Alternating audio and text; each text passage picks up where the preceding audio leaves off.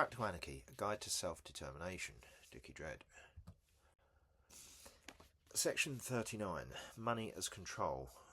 The history of money and capitalism shows how wealth became detached from real production and turned into a system of domination. See the earlier sections. But money is not just an economic medium. It's a tool of control, binding individuals and nations into webs of debt, surveillance and dependence. Debt and banking empires. Debt has long been the quiet weapon of domination. Ancient rulers used it to enslave peasants. Modern banks use it to discipline workers and homeowners. Mortgages, credit cards, student loans promise freedom but deliver chains, a permanent dependency that ensures compliance. As David Graeber argued, debt is not just an obligation but a moral lever, used to justify violence and extraction. To miss a payment is not just an economic failure but a moral failing, punished with stigma and often prison. The IMF, World Bank and neo-colonialism. On a global scale, institutions such as the IMF and the World Bank extend this control. Loans to countries in the global south are tied to structural adjustment programs, privatisation, cuts to welfare, deregulation, the very policies that entrench inequality. These are not neutral economic reforms, but political weapons designed to make debtor nations more dependent on Western markets and capital. Effect is a form of neo-colonialism. Resources flow outward, poverty remains, and governments that resist are punished by markets and sanctions. Surveillance, capitalism and digital currencies. In the 21st century, money has become entwined with surveillance. As Zuboff shows, the rise of surveillance capitalism means our spending habits, locations and even private conversations are harvested for profit. Digital payment systems track every transaction, building detailed profiles of individuals. This information is not just used for advertising, but for policing dissent and enforcing state priorities. Experiments with central bank digital currencies, CBDCs, go further. Proponents promise efficiency, but critics warn of a system where every financial move is monetised and programmable. Imagine benefits that can only be spent on approved goods, or dissenters locked out of their own accounts. China's integration of digital payment platforms with its social credit system offers a glimpse of this future. Cryptocurrencies such as Bitcoin emerged as a supposed alternative, decentralised, borderless, resistant to state control. But in practice, crypto has been dogged by speculation, fraud and environmental costs, and has increasingly been folded back into mainstream finance. Rather than liberating money from control, it has too often served as another arena for financial elites to play their games. In earlier chapters, if earlier chapters showed how wage slavery ties us to employers and markets, money as control shows how debt and finance tie us to state and global elites. From personal loans to international debt, from the IMF to Bitcoin, money has evolved into both carrot and stick, a promise of freedom that in reality deepens dependence. To challenge capitalism is not only to fight bosses and landlords, but also to dismantle the financial empires that govern us through credit, debt and digital chains. Case study: personal debt and the rise of payday loans. While global finance operates through IMF conditionalities and banking empires, the same logic of control plays out at street level. In the UK and US, the late 1990s and 2000s saw the rapid growth of payday loan companies, offering instant cash advances to those shut out of mainstream credit. Advertised as flexible bridging loans, their interest rates often exceeded 1000% APR, trapping borrowers in spirals of repayment where one loan was rolled into another. This was not an aberration but a symptom of austerity. As wages stagnated, welfare was cut, and rent and utility costs climbed. Payday lenders filled the gap, profiting from the very insecurity created by neoliberal policy. Campaigners such as Stella Creasy MP in the UK highlighted the exploitation, leading eventually to caps on interest rates and tighter regulation. Yet even after high-profile firms like Wonga collapsed, the underlying problem remained. Millions rely on short-term, high-cost credit simply to make ends meet. In the US, the logic was mirrored in the subprime mortgage crisis. Lenders deliberately targeted low-income households with complex loans whose repayment terms were opaque, punitive, and often designed to fail. When defaults spiked in 2007-2008, the crash rippled across the global economy, devastating millions while banks were bailed out. From an anarchist perspective, these examples show how capitalism manufactures dependence twice over. First by underpaying people for their labour, then by lending them the money back at usurious rates. Alternatives exist: mutual credit systems, community loan funds, and informal solidarity lending, but they remain small scale compared to the industrial machinery of debt. Personal debt, whether through payday loans, mortgages or tuition fees, is not an accident of financial mismanagement but a core mechanism of control. The dynamics connect directly to wider anarchist critiques of austerity and biopolitics, and to the exclusions faced by disabled people in hostile welfare regimes. We'll talk about that later. Section 40, the social cost of capitalism. Inequality. The system's built-in winner takes all. Capitalism's headline promise is simple: compete, grow, and the gains will trickle down. In practice, wealth pulls upwards and power hardens around it. As shown earlier in the book, each upgrade of the system, enclosure, imperial trade, finance, digital platforms, widened the gap rather than closed it. Contemporary research maps the pattern clearly. Returns to capital outpace wage growth. Inheritance compounds advantage, and tax regimes are engineered to flatter asset holders while disciplining labour. Oligopoly is the norm. Tech, energy, agribusiness, finance, where a few firms set prices and terms and the state quietly scripts the rules to suit them. The result is a permanent inequality machine, not a glitch, but a feature. This isn't abstract. In the UK, the growth of in-work poverty sits beside record executive pay. In the US, stock booms decouple with stagnant median wages. Globally, supply chains push risk and precarity onto the poorest. As we argued in Chapter 4, when politics or media talk about the left behind, they rarely mention who did the leaving and who was picked up and carried forward. Environmental collapse. Endless growth on a finite planet. Capitalism depends on expansion. New markets, new frontiers, new extraction, or it tips into crisis. That growth imperative collides with planetary boundaries. From fossil fuel dependence to deforestation and industrial agriculture, the logic is the same. Privatise the gains, socialise the losses. The scientific synthesis is no longer subtle. Climate breakdown, biodiversity loss and pollution are all tied to a growth-first economic model. Green growth tries to square the circle, yet material throughput and emissions cuts rarely decouple at the scale and at the speed required, especially once you include global supply chains. Even the solutions industry follows the script. Carbon markets, offsetting, environmental rating scales, for example, environmental, social and governance, financial products that claim to heal while quietly monetising the wound. As for surveillance capitalism, the system rebrands the crisis as an opportunity for new profit streams rather than a mandate to change the underlying relations of power. Global instability, debt, extraction and neo-colonial leverage. A story of development after 1945 is also a story of dependence.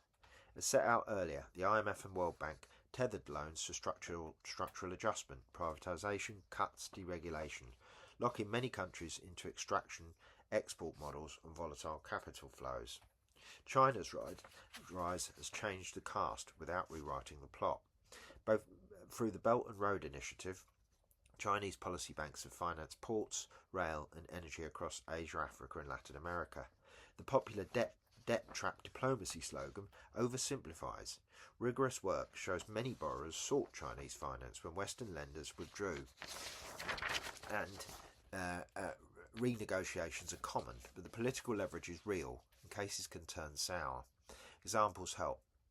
Sri Lanka's Hambantota court concession became a symbol of over-leveraged mega-projects. Zambia's debt restructuring illustrated how commodity shocks plus opaque loans can box a country in, whoever the creditor. Whether the lender is Washington-anchored institutions or Beijing, the dynamic is familiar. Infrastructure becomes collateral, policy space narrows, extraction intensifies and ordinary people absorb the shock. Food banks in the UK. Charity as a pressure valve. In one of the richest economies on earth, food banks have become infrastructure. The Trussell Trust and independent networks now distribute millions of emergency parcels a year. a public permanent sign that wages, benefits and housing costs do not add up. The causes are structural: insecure work, low pay, sanction regimes, rents outpacing earnings, and the solution is moralised charity rather than universal provision. Food banks are acts of solidarity from below, but they also reveal a system that normalises scarcity to keep discipline, exactly the dynamic mapped out earlier on the section on wage slavery. When supermarkets sponsor collection points whilst posting record profits, the mask slips. Mental health, poverty, platformed life, and systems that don't care. The mental health crisis is not simply caused by chemicals, individuals, or social media. It is structural. Poverty and insecurity corrode nervous systems. Long waiting lists and underfunded services lead people to spiral. Homelessness magnifies trauma, and social media amplifies comparison, outrage, and isolation. Evidence consistently links deprivation to depression and anxiety, while platform design, engineered for engagement, feeds compulsive use and sleep disruption, especially among the young. And punitive welfare regimes and precarious work, and you have a pressure cooker. Homelessness sits at the sharp end. Rents and evictions push people onto the street, where mental distress and substance use are both cause and consequence. The state's response oscillates between neglect and criminalisation. Mutual aid groups fill the gaps, again showing the everyday anarchy that keeps people alive when systems fail. The US farmer engine: profit, pain and addiction. The opioid catastrophe was not an accident. It was a business model. Purdue farmers' marketing of OxyContin, aided by compliant regulators and captured medical channels, turned pain into a revenue stream and addiction into a collateral statistic. Lawsuits and settlements have exposed the playbook: aggressive promotion, minimisation of risk, political lobbying, while communities were left to bury the dead and treat the living. This is capitalism's public health logic: extract profit from bodies, externalise the harm, legitimise the aftermath. The war on drugs: criminalising poverty, empowering violence. Prohibition has failed on its own terms. The war on drugs ballooned police budgets and prison populations, devastated communities, particularly black, and fueled violent illicit markets. Supply doesn't disappear, it shifts and becomes more dangerous. Public health outcomes worsen while enforcement corrodes civil liberties. Decriminalisation and harm reduction models show better results: fewer deaths, less HIV transmission, more treatment. Yet the carceral approach persists because it serves the control priorities of the state. As argued in Chapter 4, law and order is a reliable political theatre, even as it manufactures the harms it prosecutes. Case study: cannabis, stigma and profit. Few substances illustrate the contradictions of capitalism as clearly as cannabis. In many countries it remains criminalised, its users stigmatised as dropouts or deviants. Yet evidence repeatedly shows that cannabis is far less harmful than alcohol or tobacco, both of which are not only legal but embedded in mainstream culture. In the UK, alcohol-related harm accounts for tens of thousands of deaths annually, while cannabis use contributes only a fraction of that number, often associated with existing vulnerabilities rather than direct toxicity. The criminalisation of cannabis has always been more about control than health. The contrast with countries that have taken a different approach is telling. Portugal's landmark decision in 2001 to decriminalise the use of all drugs did not result in social collapse, as prohibitionists predicted. Instead, drug-related deaths and HIV infections fell sharply, and treatment access improved. Cannabis use rates did not soar, undermining the central scare story used to justify prohibition. Uruguay's full legalisation in 2013 and Canada's in 2018 further demonstrated that regulation can reduce black market violence, whilst generating tax revenues and allowing safer, controlled distribution. Parts of the US, Colorado, California, Oregon and others have seen similar outcomes, though corporate capture of the cannabis industry now mirrors broader capitalist patterns of concentration and exploitation. Meanwhile, the pharmaceutical industry has profited by selectively extracting components of cannabis, marketing expensive synthetic cannabinoids while leaving the natural plant illegal in many jurisdictions. This creates a bizarre situation where patients may be criminalised for growing a few plants, while corporations patent and profit from the same compounds. The hypocrisy is stark, entirely consistent with the wider pattern of commodifying health explored in earlier sections. For anarchist, cannabis prohibition is a textbook example of how states use criminalisation both to discipline populations and generate markets for repression. The stoner stereotype, lazy, apolitical, disengaged, has been as politically useful as it has been inaccurate. Yet cannabis has long played roles in creativity, spirituality and social bonding across cultures. To stigmatise its users is to reinforce conformity and marginalisation. The lesson is not merely about cannabis policy, but about how societies construct harm in ways that serve power. Alcohol, with its high death toll, is celebrated and taxed. Cannabis, with lower risks, is policed and stigmatised. The Portugal experiment shows that another approach is possible, one grounded in health, autonomy and evidence rather than fear and control.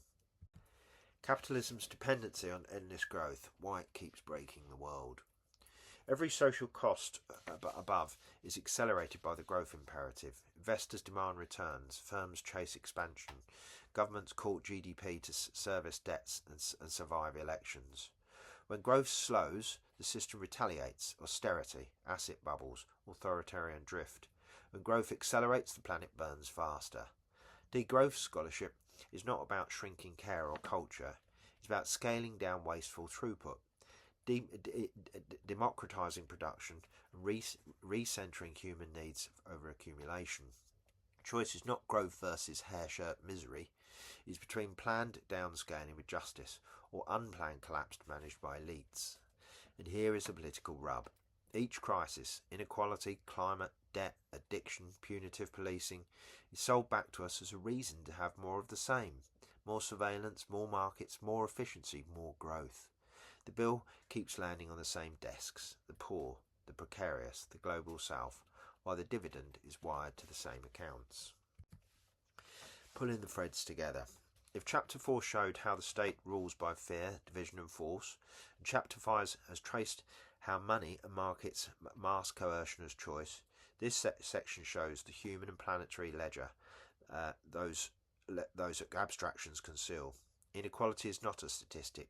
It's a mother skipping meals so that kids can eat. Environmental collapse is not a graph. It's a village flooded and a harvest failed. Debt diplomacy is not a policy paper. It's a hospital budget cut and a port handed over. Food banks are not charity. They are a ration line in peacetime. Mental health epidemics are not moral failings. They are rational responses to impossible lives. Opioids and prohibition are not public safety strategies. They are business models and control strategies dressed as medicine and law. An anarchist answer does not start with better managers for the same machinery. It starts by dismantling the machinery that makes these outcomes rational, shifting from production for profit to production for need, from debt and scarcity to commons and sufficiency, from punitive control to mutual care. The next chapters on money's abolition, resource-based provisioning, and the end of wage compulsion sketch that road.